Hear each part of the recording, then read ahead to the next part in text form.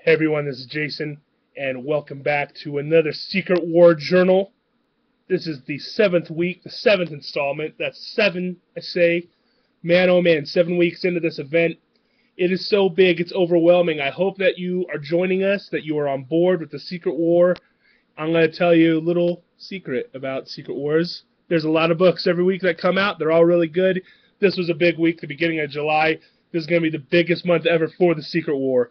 So let's get started. Let's get into it. 9 books this week. Let's talk about Red Skull. All right, so Red Skull, this is a number 1.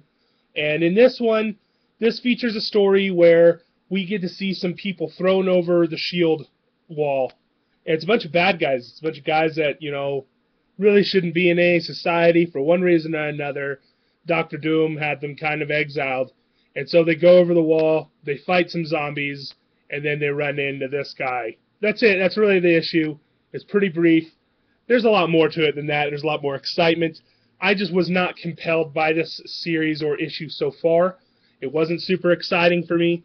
I'm compelled about anything that has to do with the wall, but this just wasn't as enticing to me. I guess it's kind of like the Thunderbolts feel. So if you like the bad guys, it's like Magneto, and he's the only guy. But you have a bunch of guys: Electro, Moonstone, Jack-O-Lantern, Lady Deathstrike, Winter Soldier. Well, Soldier's not a bad guy, or is he? But they've got like inhibitor collars, so they can't use their power. It doesn't do it for me. So anyways, that's what's going on here. But yeah, they run into Red Skull at the end. Obviously, the book's called Red Skull. It's not really a spoiler alert, but it does take place beyond the wall. I just said a lot of things are redundant. I'm wasting time. Secret War Journal, real briefly. Once again, I actually have been really enjoying this one, this series. I just like the side stories. I just think that Battleworld is such a big enough place that there's just infinite cool ideas that can be had. And so, if you're not getting Secret Wars Journal or the Battleworld, Secret Wars Battleworld, I think you're doing yourself a disservice if you like little short stories. This one has a little neat story with the noir universe where, like, I think Logan's like a detective, and he has to resolve the murder of Tony Stark, which is in I can't remember the name of his Timely, which we haven't really seen yet. Darn it, I don't think it's called Timely. I think it's called Old Town. So in Old Town, like, it's kind of a noir, Chinatown type of story. The second half of the story is a Doc Samson story, who is if you don't know who Doc Samson is, he's a doctor that studied old Hulk, Bruce Banner, and he's a superhero. He's a psychologist of superheroes, and the idea is, he's in Greenland where there's a whole bunch of Hulks, and he himself is a Hulk, so it's an interesting, you have some great psychological discussions, and then at the end everybody gets angry and fights. I don't know. It's fun. It's fun. That's what comic books are supposed to be. They're supposed to be fun, right? This is Scottyverse, as I call it. I can't say this whole title. Scottyverse number 2. This is just great fun for kids. I mean, look at this cover. Like, I can just have it go. Hold on, let me see if I can. There's just a dodgeball hitting Cyclops' head. It's making a cool laser beam. People love Scotty Young. Once again, the book does not disappoint. It literally has a theme song at the beginning. It reminds me of Sesame Street.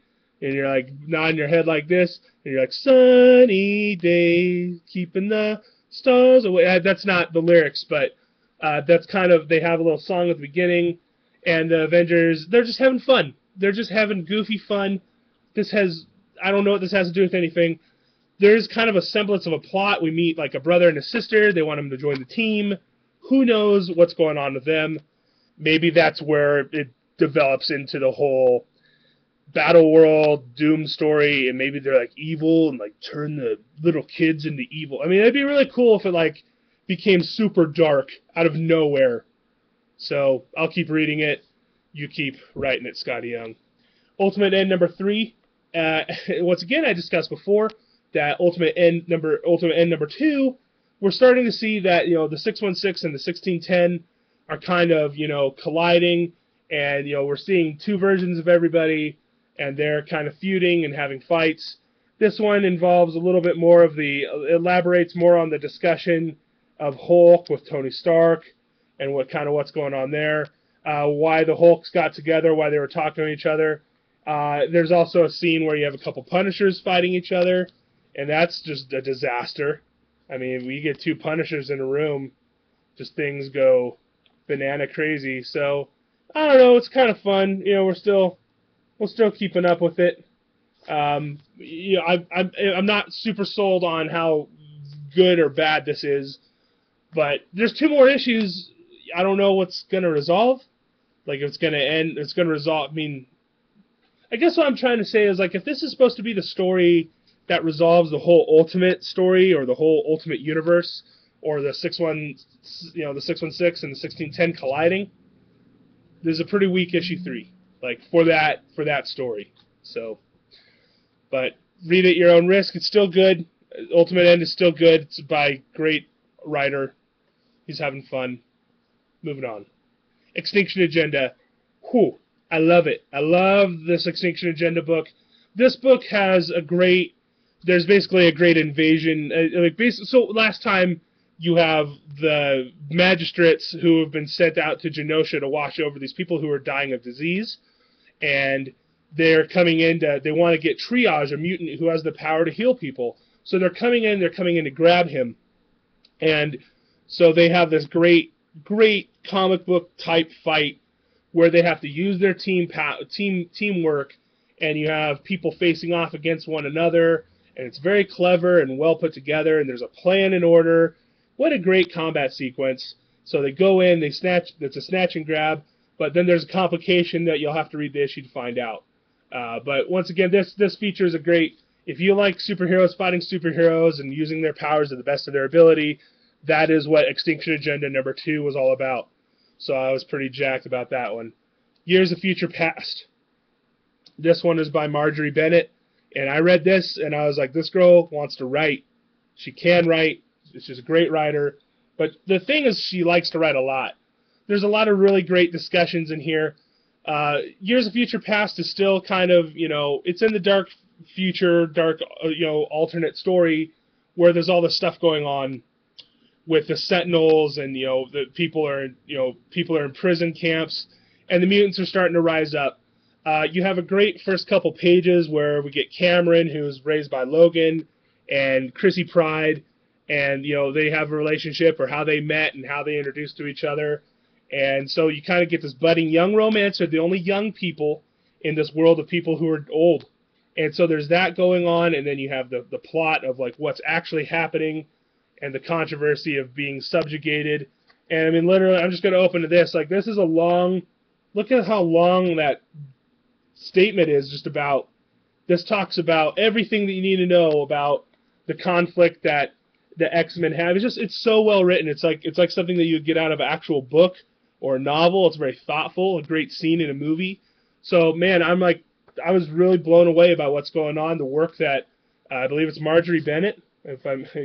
Marjorie Bennett and Mike Norton are doing an excellent job on this book, and it's paid off a lot more than I thought it was going to. So kudos to them. If you aren't getting Years of Future Past, it's a very fun and thoughtful X-Men book that more than I thought it would be. I thought it would just be, you know, kind of rehashing the Days of Future Past, but in fact, it's trying to get a little bit deeper. And, of course, there's still robots, and Doom robots show up, and there's cool stuff going on still, but it's still a comic book, so never fear.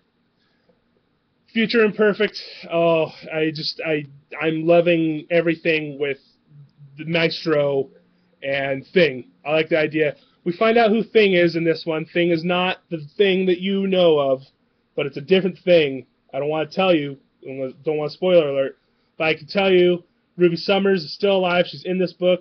And, yeah, there's a great fight. You know, Thing and Hulk fight, that's always an exciting moment. It's a holy moment in comic books when it happens. And Ruby gets involved. And, yeah, there's some stuff going on in here. And really, it's just a super fight book. There really isn't much going on other than that, except, you know, things go away one way or the other. Also, another character shows up to help Ruby, and I'm so excited that she's in here too. Thank you, Peter David, for writing a comic book. I've been without this character for a long time. I don't want to say who it is, but I guarantee you, like, if you like the stuff that I like, Future Imperfect is really good. So check that one out. The last book before I get on to the creme de la creme. This is actually this is a great book. This is actually the reason why I showed this last. A-Force #2. I'm super excited about this book. The art is just tremendous. I'm really enjoying the look of everything. And in this one, it got a little complicated. It was a little cool. You have this mysterious galaxy person, girl, who I feel like is supposed to be someone like Miss Universe or whatever from the Avengers, but they don't know who she is. She doesn't talk, and she's hanging out with Nika Minoru, which is awesome because I love Runaways. And yeah, they're doing stuff, and they're finding out new mysteries and trying to explore what's going on with the universe. And they're still kind of sad about having to throw Chavez over the wall. I'm just flipping through this because I like the art so much, and I just want to see if there's like a cool piece of art. I mean, I just look at the artwork. I love the drawings in here, and the lines and everything is just really sharp and a lot of fun. Everything about this book is good. It's still an all-girls team book, so they're having a lot of fun. And at the end of it, there's wormholes and portals being opened up, and She-Hulk's gonna go. The Baroness, she's gonna go discover stuff. So yeah, I mean it's fun. A-Force is fun. I'm glad this is coming back in the Marvel, the all new, all different Marvel. All right, so last but not least, gotta talk about it. This is the Prime release for the week. This was supposed to be out a lot earlier, but it got delayed because that's gonna happen in these big events. This is Secret Wars #4 by Jonathan Hickman and Esad Ribic, and once again, their quality is back. Their high production quality. Last time we found out that both the rafts are back, so now we know we have the evil raft with Thanos and all of them, and then you have the good raft, and they're back, and they're all here, and yeah, they're about to go. There's about to be a throwdown, a conflict of some kind. The two are going to meet, and Doom finds out about it, and so Doom, now we get to kind of see Doom in action. He's like, all right, he sees what's going on, that these rafts, there's this plan, Doctor Strange knows about it, Doctor Doom has to deal with it. So God Doom is like actually in action in this issue. And there really isn't much else going on other than just this conflict, this great battle, and then Doom getting involved in the whole event.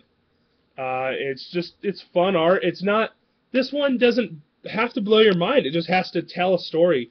We're starting to get into the plot of what the Secret Wars is now, and it's just about these rafts and finding these people. I mean, clearly it's going to come down, it's probably going to come down to them joining forces to beat Doctor Doom and setting the Marvel Universe back right.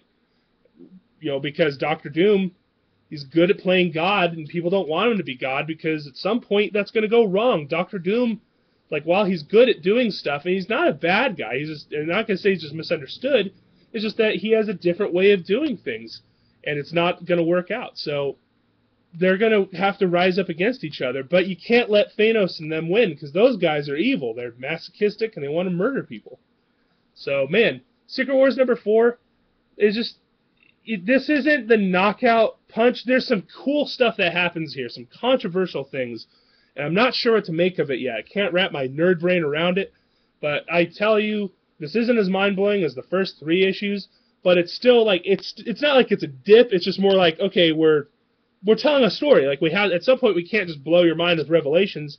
We have to tell a story. So that's Secret Wars. So, man, July, it's here. We're in the middle of the Secret Wars now. There's still new books coming out. Things like Red Skull, we have to see. Guardians of Nowhere, 1872, Star-Lord and Kitty Pryde. There's still books. Civil War's coming out, House of M. There's still a handful of books. So it's never too late. You can go down to your local store and tell them, hey, there's these new books coming out. Let me tell you what I want to get, and we can get you taken care of. Stores like both of our Grand Slams, but other stores, this is still an event that is accessible. And before I wrap up, I just do want to plug that we are also handing out these all-new, all-different Marvel previews, and these are to kind of put your heart at ease. If you think the Marvel Universe is dead, which they told you it was dead, this is like the new Marvel Universe, and this book literally just has little one-shot covers of things in here. Cool art. I know, like Hawkeye and Ant-Man, who knew they were getting comics, right? They already did, but whatever. So it's not there isn't a lot of new mind-blowing material in here, but you get to find out your favorite artists, your favorite writers, what projects have they been working on, like this Iron Man, who is doing Iron Man. You find out if you show up. So that's all I have to say for this week. Come on by, you can get that for free. I got all these other books. Secret War #4 is on the shelf for sale. We've got plenty of them. We still have issues 1, 2, and 3. I also have issue 0. This is a good time to get on board. This is a good time to be reading Marvel. So thanks for checking out our video. 1730 West Eisenhower. We're also over in Greeley. And, I hope you have a nice day. And have a happy 4th of July. Great Independence Day. Be safe. Don't blow up everything.